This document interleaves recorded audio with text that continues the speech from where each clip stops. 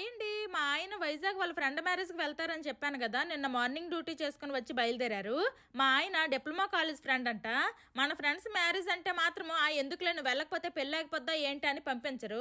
మా ఆయనలాగే మీలో ఎంతమంది ఆయనలు మీ ఫ్రెండ్స్ పెళ్ళికి పంపించలేదో కామెంట్ చేయండి. ఇంక ట్రైన్‌లో తినడానికని పులిహోర చేస్తా అంటే ఎప్పుడు ఎక్కడికి వెళ్ళినా ఆ పులిహోర అయ్యేనా వద్దనేశారు. ఈసారి వెజ్ పులావ్ చేసి చికెన్ కర్రీ సెపరేట్‌గా వండమని చెప్పారు. మేమందరము ఈ పెళ్లికి వెళ్దాం అనుకున్నాము. కానీ పిల్లలకు బయట ఫుడ్ సరిగా పడట్లేదు. వెళ్ళి వచ్చిన తర్వాత ఇంకా వాటర్ చేంజ్ వల్ల జలుబులు, దగ్గులు, జ్వరాలు అన్నీ స్టార్ట్ అయిపోతున్నాయి. ఒకరితోనే పడలేము అంటే ఇంక నాకు డబల్ ధమాకా కదా, ఇంకా కష్టం. వీటన్నిటితో పాటు ఇంక మెయిన్ స్కూల్కి సెలవులు కూడా పెట్టేయాల్సి వస్తుంది. మొన్నే పండగకి సెలవులు లేకపోయినా 15 రోజులు సెలవులు పెట్టేసి ఊరెళ్ళిపోయాము. మళ్ళీ ఇప్పుడు సెలవులు పెట్టాల్సి వస్తుందని ఇంక నేను పిల్లలు ఉండిపోయాము.